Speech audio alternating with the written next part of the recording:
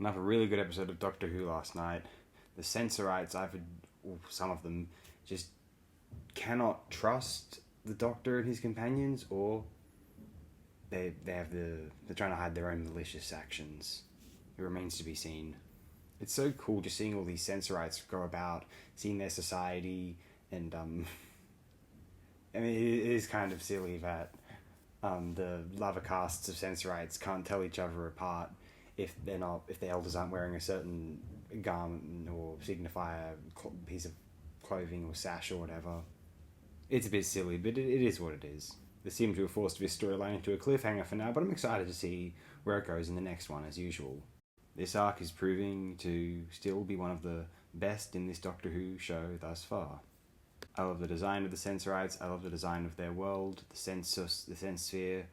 I think everything is just really intense and involving. This is really, really summarizing what I appreciate. This episode is, it's a summation of what I appreciate about this program. Along with the Sensorites, they are so cool.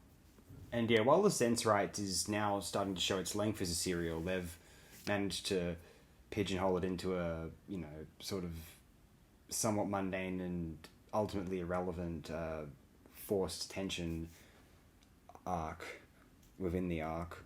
Although, nevertheless, it is interesting to observe how the Sensorites attempt to manipulate one another, and the discord within their society is fascinating to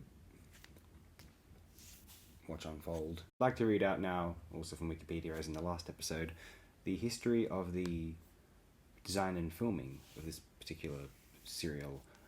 Designer Raymond Cusick avoided the use of straight lines and right angles in his sets for the Sense Sphere, in deliberate contrast to the alien buildings of other stories.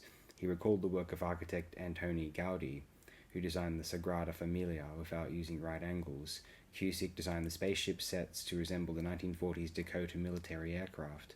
The Sensorite masks, created by costume designer Daphne Dare and makeup artist Jules Summers, were designed for short actors. Dare designed them to look like wise old men. Mouth flaps were concealed beneath the creatures' beards to allow the actors to speak. The Sensorites' feet were created by stretching out pieces of circular card at the end of the costume, making it difficult for the actors to walk. The hand tools used by the creatures were designed by Shorecraft models. Model filming for the Sensorites took place in May 1964 at Ealing Studios.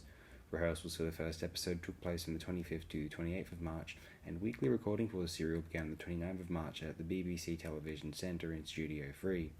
To achieve the effect of the spaceship rolling on its axis, the camera was rocked erratically. The third and sixth episodes were recorded at Lime Grove Studios in Studio D and the fifth in Studio G, while the fourth was recorded at the Television Centre in Studio 4. Jacqueline Hill was absent from the recording of the fourth and fifth episodes as she was on holiday. A final insert shot of the spaceship was recorded at Lime Grove Studio D on the 10th of July 1964 by Henrik Hirsch, director of the following episode. This may have been the least interesting or least eventful or least relevant, and this particular episode, episode 4 of the six-parter, moved the storyline forward the least. The least happened in this entry, but nevertheless still rather likeable. If you're so inclined, tune in for episode 5. Let's see how this storyline ends. Or what's the penultimate chapter like? In any case, I hope you are all as well as you have ever wished.